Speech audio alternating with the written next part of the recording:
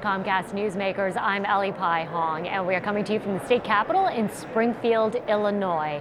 A new day is dawning here at the state capitol. We have a Republican governor soon to take office. One-party rule, which has been in effect for 12 years, is now coming to an end. So a lot of things that are shifting here. We have State Representative Jack Franks here for this discussion. He represents the 63rd District of Illinois. Representative, great to have you here. Thanks for having me. So two-party rule, haven't had this in more than a decade. Things are changing. It's time. We have a lot of problems in this state, and I think that the voters have spoken, and they spoke very loudly that they wanted to see things change in Illinois and a shake-up. And I'm optimistic that Governor-elect Rauner will be an agent for change because it is desperately needed. In the meantime, though, the Democrats still hold a supermajority in the House and the Senate. Being that as it is, how is it going to be to move forward? Because obviously that's a huge power right there. Well, the supermajority is illusory. I don't think it's real. Much of the media talks about the supermajority, but the fact is, I'm independent, and I don't vote necessarily with any party. And for instance, I was one of 3 Democrats who told the Speaker we weren't going to support his millionaire's tax, so it didn't get on the ballot as a constitutional amendment. I was one of 2 Democrats who wouldn't vote for the progressive income tax. I was one of a few Democrats who wouldn't vote for the Quinn-Madigan extension of the income tax. So even though there may be 71 people, we're not monolithic. And I don't vote necessarily with the party, so there may be 71 Democrats, but the supermajority is a myth, because I'm not going to vote party line.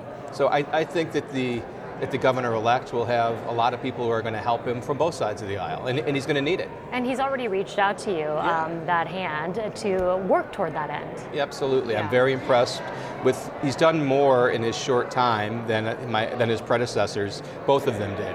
And I think he understands that he's going to have to work with the entire General Assembly in order to get anything meaningful accomplished.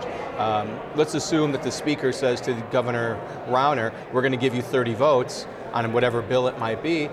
Now the Republicans are going to have to get engaged and provide 30 votes as well, which is going to be a new day because most of the time the minority party really wasn't engaged and they just voted no. So I think there'll be a much different dynamic here in Springfield. Well, going forward, you have some huge issues to tackle: minimum wage, the budget issue, the pension issues, lots of things going on. Right. And having those 2 parties at the table, I would think, is more advantageous for the entire state. I couldn't agree with you more. We need it. We need to have everybody involved, and the election's over, so it's time for people to work together and put aside their partisan differences and do what we're elected to do. Help the citizens. And as you said, we are going in the wrong direction in this state. We need to put more people to work.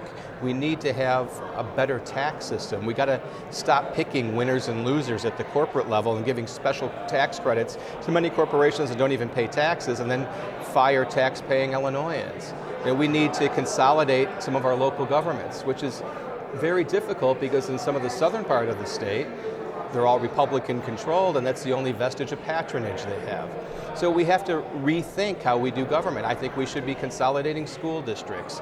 We look at I think for sure we need to let our property taxes we need to cap, and we need to stop the extension of the income tax. And these are things that Governor Rauner is going to have to work hard on to accomplish. And hopefully we'll be talking about a different sort of financial future for the state of Illinois going forward. I think so. I think by putting people back to work and encouraging job creation and leveling the playing field to make it better for everyone, I think we're going to have a much different discussion hopefully in the next few years. A win-win situation. Thanks so much, Jack. Great to see you. Thank you. This hour's newsmaker has been Jack Franks, State Representative for the 63rd District. I'm Ellee Pai Hong. Thank you so much for joining us.